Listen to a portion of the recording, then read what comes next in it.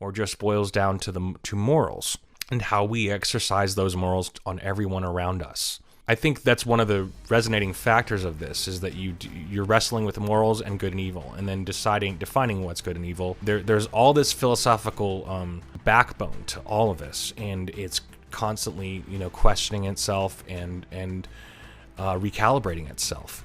To me, chaos is the inevitability of everything they might end up doing, or all of what might be terrifying and the possibilities therein. Or just something that happens to be a plane in which they exist, or can draw power from and sense each other, or sense magical powers being ignited. Evil is evil, Stregobor. Lesser, greater, middling, it's all the same. I am not judging you. I haven't only done good in my life either. But for now, if I have to choose between one evil and another, then I prefer not to choose at all.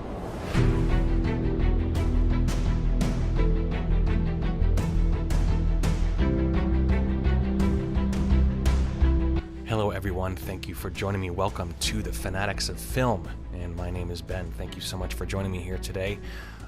I know it's been a little bit, but I wanted to dive deep into this show, into this series, into this incredible world that has been built before us.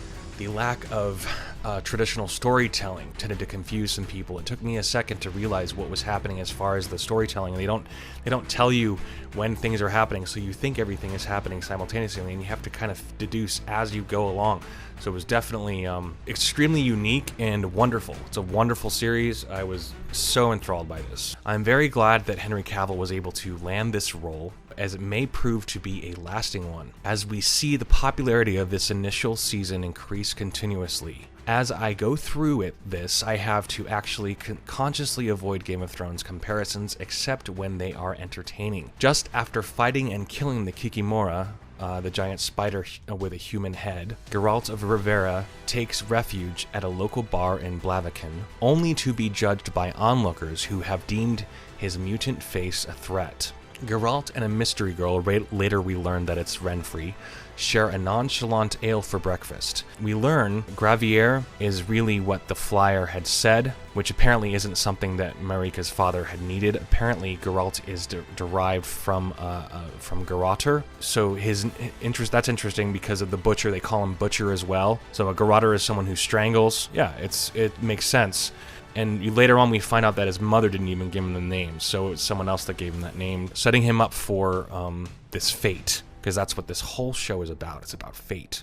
Marilka is a very likable character, opening up to Geralt, making him aware of all the things that she wants to be and places she wants to go. Geralt's entrance to a fantasy moment of a glowing angelic Garden of Eden with a floating tree is followed up by a greeting of Stregobor, played by Lars Mikkelsen, Mads Mikkelsen's brother Stregobor. And I can't wait to see more of him, because he is fun to watch. He's fun to see, and I wasn't familiar with all of his work until, of course, he played Thrawn in Rebels. He would make a great live-action Thrawn, too. Stregobor is in hiding, and he has been able to summon Geralt without him knowing until he arrives, revealing that he is hiring him to assassinate Renfri, the woman that he's been hanging out with.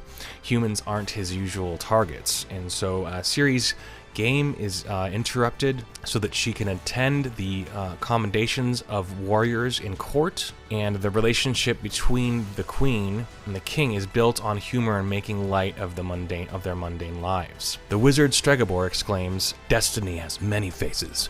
Mine is beautiful on the outside. On the inside, she has stretched her bloody talons towards me."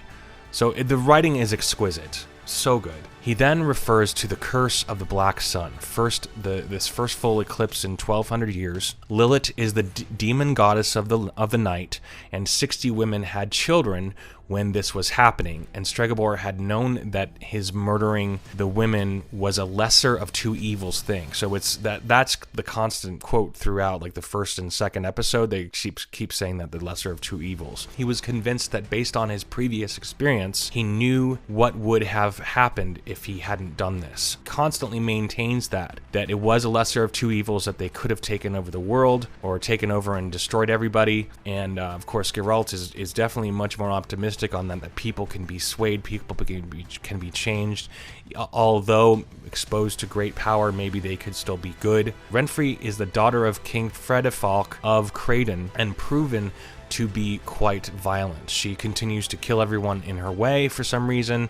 She is impervious to certain magic and is inevitably going to extract revenge upon Stregobor. And later on we hear that Renfri wasn't so much, and so Stregobor is definitely not necessarily to be trusted. I mean, he's a guy who will probably lie to get his way in a lot of situations, because that's what it seems like that's happened here. Stregobor insists that Renfri is a monster because she enjoys killing, and she is the last of Lilith's women. He continues to preach the lesser evil, and Geralt gives his evil speech. Here is something that will always be worth debating and discussing at great lengths. Who gets to be judge, jury, executioner, especially when so many decisions have to be built on the past or from previous experience? This reminds me of the precogs in Minority Report, or just boils down to morals, and how we exercise those morals on everyone around us.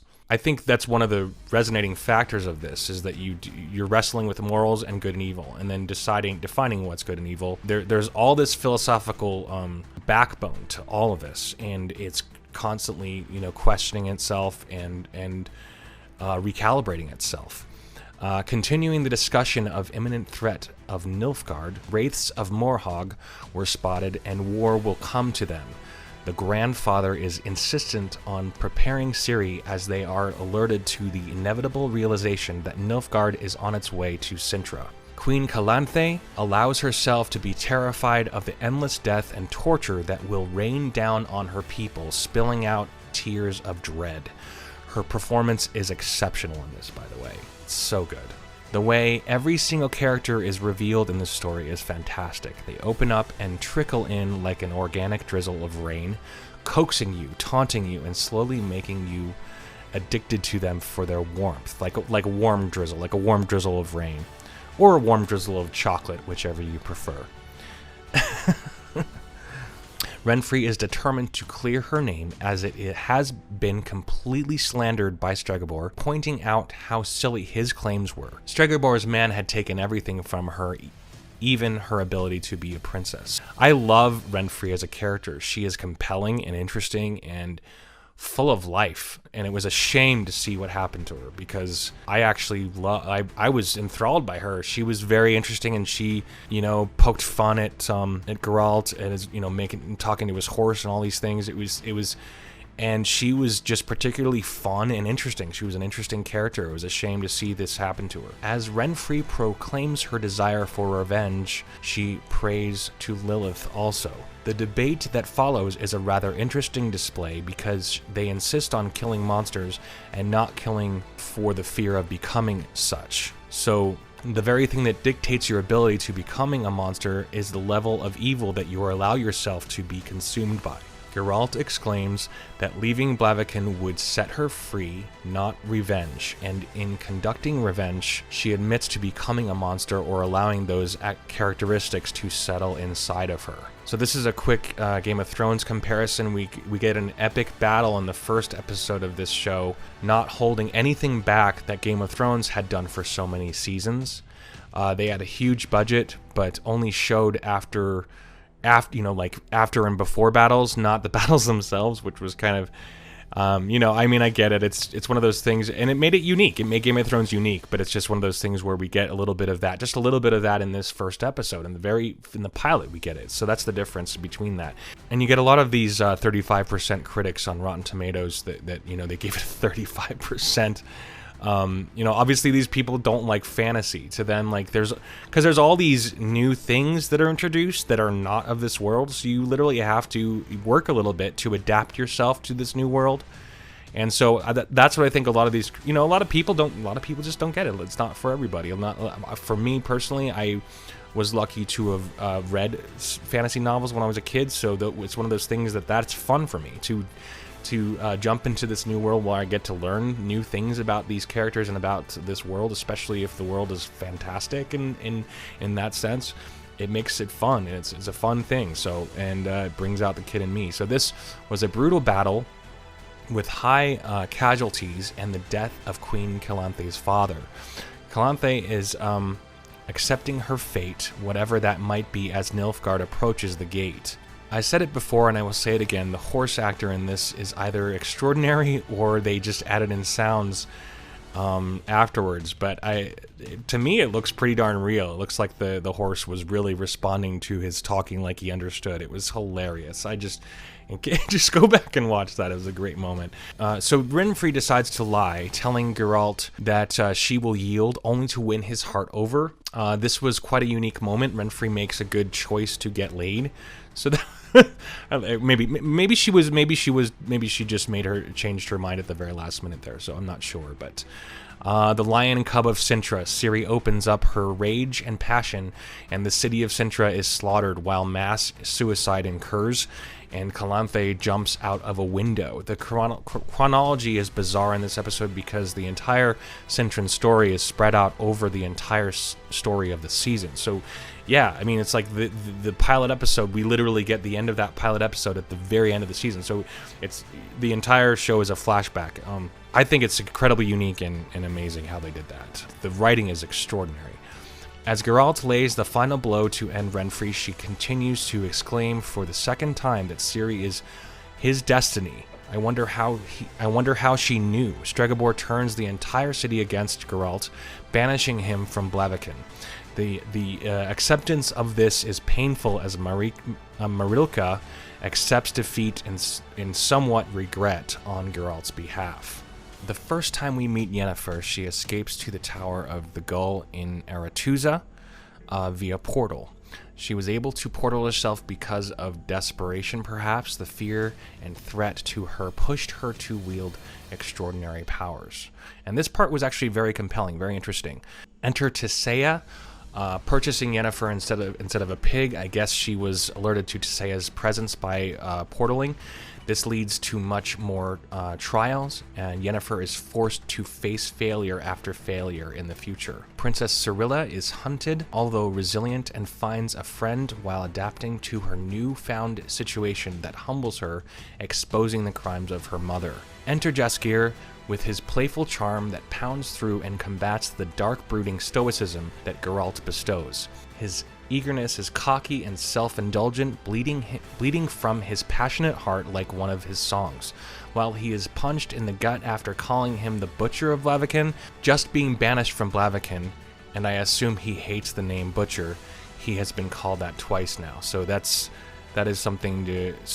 And of course, you know, his response is due to the fact that he's been banished from Blaviken, and I assume that he hates the name Butcher, as he's been called that twice now, and has not reacted well to it either time, of course. But that does relate back to his name. So it's like Geralt the Geralter. It'll be interesting if someone ends up calling him that. I call that if someone calls him that. Maybe they probably already have in the book.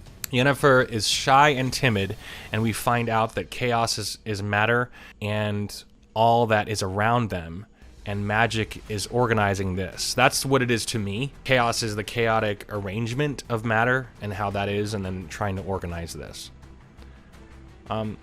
Forgive me for saying so, but it's like the Force, like Star Wars a little bit, in that same type of thing where you have this higher power thing.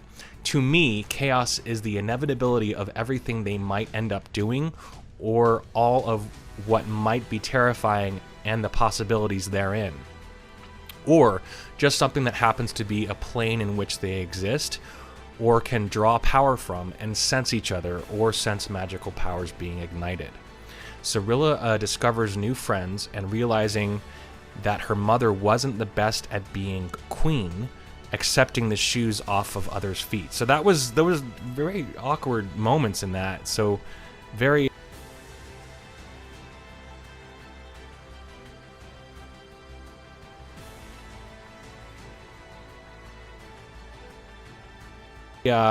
kind of awful in those situations. She's still, I don't know. Torque of Sylvan attacks, accusing